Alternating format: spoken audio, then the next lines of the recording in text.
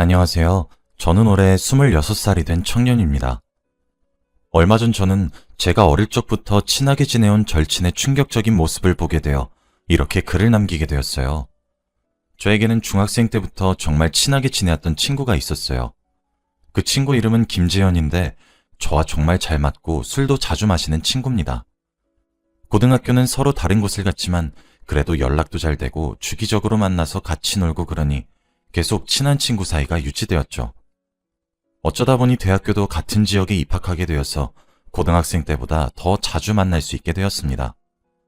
그래서 제 친구도 소개시켜주고 재현이도 재현이 친구들을 저에게 소개시켜 주어서 저희는 저와 재현이 포함해서 4명의 무리가 만들어졌어요.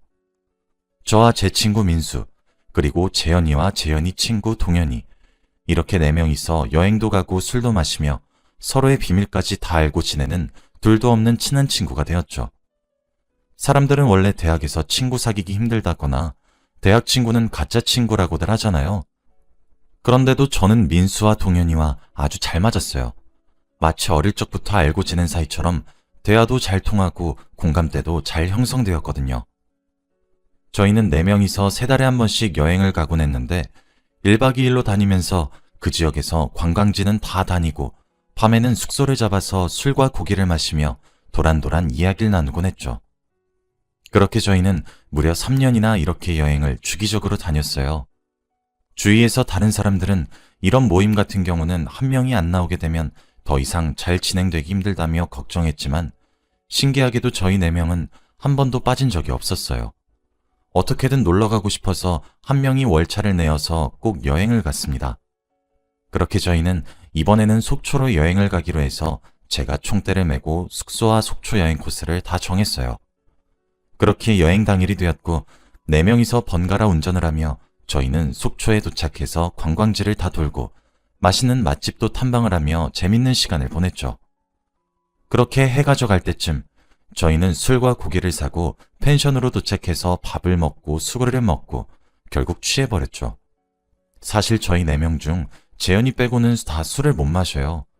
그런데 재현이는 술을 잘 마시는 편이라 저희가 만취할 때쯤 재현이는 약간 술 기운이 올라오는 정도라 항상 저희보다 재현이가 나중에 잤어요. 그래서 그날도 그렇게 저와 민수, 동현이가 술에 만취해서 잠에 들었고 저는 술에 취하면 기억을 잃는 편이라 다음날 아침에 일어나서 무슨 일이 있었는지 전혀 몰랐죠. 항상 저희는 술을 먹으면 재현이가 저희가 술을 먹고 무슨 짓을 했는지 설명을 해주었기 때문에 재현이가 저희 모임에서 없다면 아무도 저희를 케어해줄 사람이 없었기 때문에 아주 중요한 인물이었습니다. 그렇게 잠에서 깨고 저희는 짐을 챙기고 펜션을 나와 각자의 집으로 향했어요. 저희 4명은 아직 아무도 결혼을 한 사람이 없기 때문에 다 자취생이기도 하고 집도 근처라서 항상 여행을 갔다가 마무리로 동네에서 저희 단골 가게인 국밥집에서 해장을 하고 집으로 갑니다. 그런데 항상 갔던 국밥집을 갑자기 민수가 가지 않고 자기는 바로 집으로 가고 싶다며 저희 셋이서만 먹고 가라고 하더군요. 얘들아 미안, 나 못 먹겠다. 어제 술에 너무 많이 마셔서 속이 안 좋아. 너희끼리만 먹고 들어가. 미안해. 저희는 술 때문에 속이 안 좋으면 해장을 해야 한다고 했지만 민수는 끝까지 거절하고 집으로 향했고 처음에는 민수의 태도가 의아했지만 국밥을 보니 민수는 까맣게 잊어버렸고 맛있게 먹은 후 각자 집으로 향했어요. 저는 씻고 누우니 너무 피곤해서 낮잠을 자려고 한 순간에 갑자기 전화벨 소리가 울려서 폰을 보니 아까 먼저 집으로 간 민수 전화더군요. 응, 민수야. 왜 전화했어? 야, 너 우리 펜션에서 재현이 이상한 거 못 느꼈냐? 갑자기? 재현이가 왜? 평소랑 똑같았잖아. 아니, 너 왜 그래? 아니, 진짜 우리 자는 동안 재현이가 뭐 하는지 못 봤어? 아니, 도대체 무슨 말 하고 싶은 거야? 나 아무것도 못 봤다니까? 왜 그래? 도대체 뭘 본 건데? 재현이가 우리 자는 동안 우리 얼굴 우스꽝스럽게 만들어서 사진 찍었잖아. 뭐? 야, 장난치지 마. 무슨 소리야. 나 자면서 아무것도 못 느꼈거든? 꿈꾼 거 아니야? 아니야, 진짜야. 내가 정확히 봤어. 무슨 소리야. 너 아까 그럼 국밥 먹으러도 안 간 게 재현이 때문이야? 어제 새벽에 그런 거 보니까 도저히 걔 마주하고 밥을 못 먹을 것 같더라. 어떻게 해야 하냐, 진짜. 야, 일단 너 피곤해서 그런 거 같으니까 전화 끊고 잠 좀 자고 일어나서 다시 전화해. 아니, 난 도저히 네 말 못 믿겠다. 재현이가 진짜 그런 거면 우리 이때까지 여행 갔을 때마다 이랬다는 거야? 말도 안 돼. 그것까진 잘 모르겠지만 아무튼 난 어제 새벽에 정확히 봤다고. 일단 끊어, 민수야. 나중에 다시 통화하자. 저는 갑작스런 민수의 말을 도저히 믿을 수 없었죠. 재현이가 정말로 그랬다고 믿고 싶지도 않았고, 그리고 같이 잤던 동현이도 아무 말이 없는 거 보니까 아직은 민수의 말을 믿지 않았어요. 그리고 저는 잠을 조금 남들보다는 깊게 자는 편이긴 하지만 자는 동안에 누가 제 얼굴에 손을 대는 느낌은 전혀 받지 않았죠. 민수의 말 때문에 기분만 찝찝해지고 아직 제 눈으로 확실히 보지도 않았는데 재현이를 의심하게 될 것 같았어요. 결국 저는 잠도 다 깨고 그날 한숨도 자지 못하고 민수의 말만 계속 생각했습니다. 그렇게 몇 달을 지내다 보니 다음 여행지를 정해야 할 기간이 되었어요. 제 생각에는 재현이 때문에 민수가 여행을 가고 싶어 하지 않을 것 같았지만 그래도 물어는 봐야 했기 때문에 민수에게 개인적으로 연락을 했죠. 야, 너 이번 여행 갈 거지? 내가 생각해봤는데 도저히 못 갈 것 같다. 진짜 미안. 야, 우리 한 번도 이런 적 없었잖아. 한 명도 빠진 적 없었는데 이러면 안 되지. 야, 진짜 미안해. 애들한텐 잘 얘기해주라. 너 꼭 술 취하지 말고 버텨서 새벽에 재현이가 어떻게 하는지 잘 봐. 야, 너 또 그 얘기냐? 너 내가 이번에 확인해보고 그런 거 아니면 진짜 실망한다. 재현이한테 사과해야 될 거야. 제 말에 민수는 알겠다고 대답을 했고 결국 저희는 처음으로 민수를 빼고 3명이서 여행을 가기로 했죠. 매번 4명이서 여행을 가서 그런지 한 명이 빠지니까 흥도 잘 안 오르고 민수의 빈자리가 너무 크게 느껴졌죠. 저희는 여행을 다 끝마치고 펜션에 와서 여느 날과 다름없이 다시 술을 먹기 시작했어요. 저는 민수에게 당당히 그런 일 없었다고 말해주기 위해 술에 취하지 않기로 결심했습니다. 그래서 평소보다 술을 먹는 양을 반으로 줄이고 안주 위주로 먹으면서 재현이와 동현이한테는 배가 불러서 술은 더 이상 못 먹겠다고 했죠. 그렇게 동현이만 잔뜩 취하고 저는 약간 기분이 좋을 정도까지만 마셨습니다.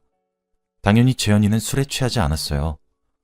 저희는 자기 위해서 방으로 들어왔고 동현이는 재운 다음 저도 씻고 자려고 누웠죠.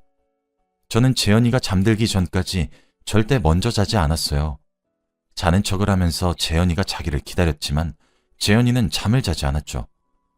그런데 갑자기 재현이는 제가 자는 줄 알았는지 갑자기 휴대폰 후레쉬를 켜며 조용히 자리에서 일어나 알 수 없는 미소를 씩 짓는 겁니다.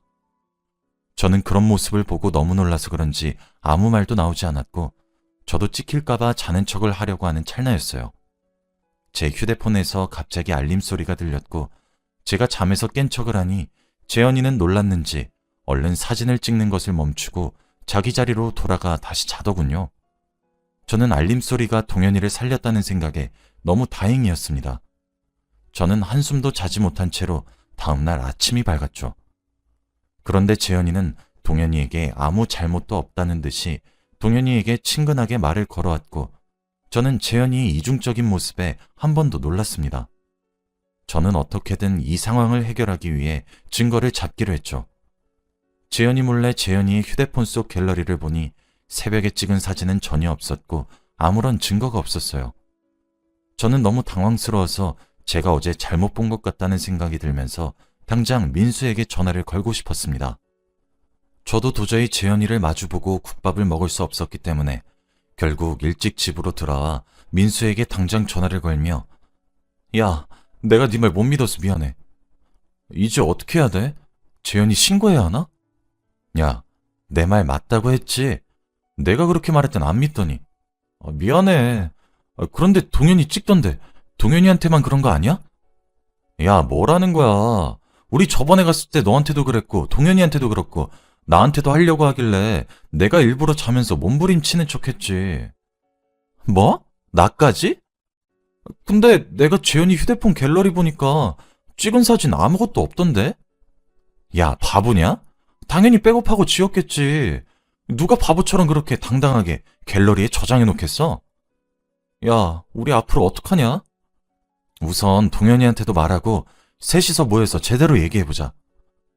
그래, 오늘 저녁에 시간 돼? 응, 가능해. 우리 맨날 가는 그 술집에서 6시까지 만나자. 저희는 재현이 빼고 저 민수, 그리고 아직 아무것도 모르는 동현이까지 셋이서 모여서 이야기를 나누었죠.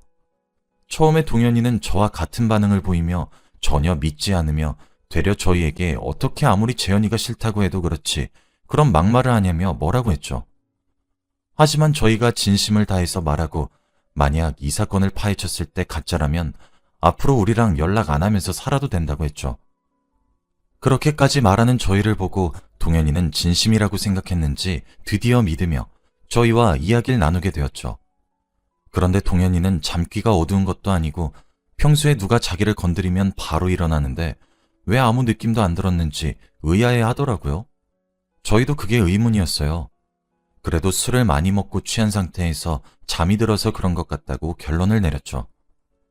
저희는 이야기를 나눈 끝에 그래도 이건 범죄라고 생각해서 우선 신고하기 전에 재현이의 말도 들어봐야 한다고 생각했기 때문에 그 술집으로 재현이를 불렀어요. 그런데 재현이는 저희가 무슨 말을 할지 예상을 했는지 표정이 좋지 않은 채로 술집으로 들어오며 저희 테이블에 앉았어요. 야, 김재현, 우리가 너 왜 불렀는지 알아? 무슨 일인데? 너 지금이라도 솔직히 말할 기회 줄게. 너 우리한테 잘못한 거 없어? 얘들아, 도대체 무슨 말 하는 거야? 좀 알아듣게 말해봐. 야, 김재현, 너 진짜 이렇게까지 할래? 기어코 우리 입으로 말하게 하는구나.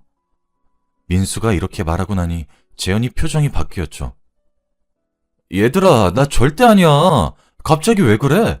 누가 그래? 내가 그랬다고. 우리가 이 두 눈으로 똑똑히 봤어. 그러니까 거짓말 생각하지 마. 얘들아, 증거 있어? 난 절대 그런 적 없어. 재현이의 증거 있냐는 말에 저희는 할 말이 없었죠. 저희는 증거는 없었고 저희가 재현이가 그랬다는 장면을 눈으로밖에 보지 못했으니까 아무것도 증명할 게 없었어요. 저희가 아무런 말도 하지 못하니까 재현이는 얘들아, 어떻게 증거도 없으면서 이렇게 나를 몰아가? 너희 정말 세상에서 가장 친한 친구라고 여겼는데 날 이렇게 생각하다니. 정말 실망이다. 다신 나한테 연락하지 마. 저는 오히려 당당한 재현이의 모습에 정말로 제가 잠결에 잘못 본 것은 아닌지 스스로 다시 생각하게 되더군요. 좋은 친구를 잃어버리게 되었다는 생각을 하게 되었죠. 재현이가 자리에서 일어난 후 저희 세 명은 더 이상 아무 말도 할 수 없었기에 각자의 집으로 돌아가서 생각의 시간을 가졌어요. 저는 아무리 생각해도 제가 알고 있는 재현이는 그럴 친구가 아니었기 때문에 재현이에게 사과를 하고자 연락을 했죠. 재현아, 내가 아까는 정말 미안해. 내가 잠결에 잘못 봤나 봐. 너 이럴 사람 아닌 거 아는데 내가 미안해. 혹시 지금 만날 수 있을까? 내가 너희 집 근처로 갈게. 그렇게 저는 재현이와 단둘이서 근처 술집에서 만나서 이야기를 나누면서 어떻게 그런 의심을 했는지 재현이에게 다 털어놓았죠. 재현이는 제 말을 듣자마자 박장대소를 하면서 꿈을 꾼 거라고 말을 했고 저는 재현이를 믿기로 했죠. 그런데 그날따라 술이 잘 취하지도 않고 오히려 재현이보다 제가 더 술을 잘 마시는 기분이 들더군요. 저는 생각이 많아서 술이 잘 안 취하는가 보다 싶어 저보다 먼저 취한 재현이를 집에 데려다 주려고 자리에서 일어나려고 하니 재현이가 화장실 좀 다녀오겠다며 비틀거리는 다리로 화장실로 향했어요. 그런데 저는 테이블 위에 놓여있던 재현이의 휴대폰 속이 궁금해졌죠. 저번에 한번 확인을 해봤지만 그래도 더 정확히 확인을 해보고 싶었기 때문에 저는 망설이다가 재현이의 휴대폰을 열어 사진을 백업할 수 있는 어플에 들어갔어요. 그런데 그 속에 담긴 사진들을 본 순간 저는 아무 말도 할 수 없었습니다. 왜냐하면 백업한 사진들은 전부 다 저희의 우스꽝스러운 모습은 물론이고 뒷모습까지 언제 찍혔는지 모를 사진들로 가득했습니다. 사진들은 날짜별로 전부 저희가 여행을 가기 시작한 첫날부터 찍은 사진들이 수두룩했고 사진도 무려 10,000장이 넘어갔죠. 저는 재현이 휴대폰 속 백업 파일들을 전부 제 휴대폰으로 사진을 찍어 증거를 남겼고 당장 민수와 동현이에게 전화를 해서 여기로 부른 후 경찰에 신고를 했습니다. 민수와 동현이는 제 증거물을 본 순간 다들 경악을 금치 못했고 동현이는 사진을 보자마자 속이 쓰리다며 화장실로 달려갔고 민수는 화가 잔뜩 나서 경찰서에 있는 의자들을 집어던지려고 하길래 제가 겨우 막았습니다. 그렇게 신고를 하고 집으로 돌아와 저는 중학생 때부터 친하게 지냈던 재현이가 이런 행동을 저지를지는 전혀 상상도 못했고 저희가 물어봤을 때 왜 아니라고 잡아댔는지 이해가 되지 않았죠. 그때 재현이의 표정은 너무나 당당했고 잘못이 없는 눈빛이었거든요. 그런데 며칠 뒤 경찰서에서 연락이 와서 달려가 보니 재현이가 경찰들 앞에 앉아서 조사를 받고 있더군요. 그리고 거기서 저는 또 하나의 충격적인 진실을 알게 되었습니다. 저희가 지금까지 재현이보다 항상 술이 먼저 취했던 것은 저희가 술이 약해서가 아니라 재현이가 저희에게 자기가 마시는 술보다 높은 도수의 술을 주고 있던 것이었어요. 제가 재현이와 단둘이 만났을 때 취하지 않았던 이유는 그날 딱 하루 재현이가 마시던 술과 같은 도수의 술을 마셨기 때문이었어요. 진심으로 믿었던 친구에게 이런 배신감을 느끼니 정말 하늘이 무너지는 것 같았고 도저히 용서가 되지 않았습니다. 그래서 의자에 앉아있던 재현이의 멱살을 마구 잡고 흔들며 주먹으로 얼굴을 때리려고 손을 높이 들었어요.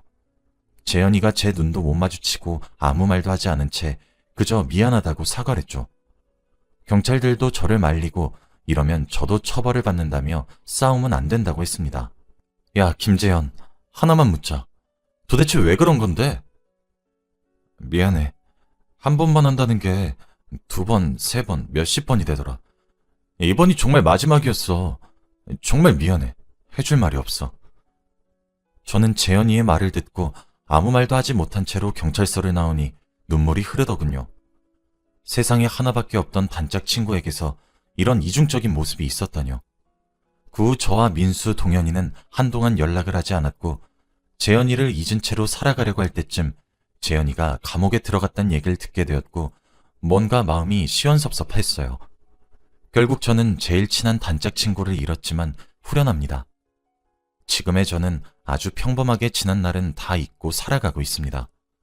제 이야기는 여기까지예요.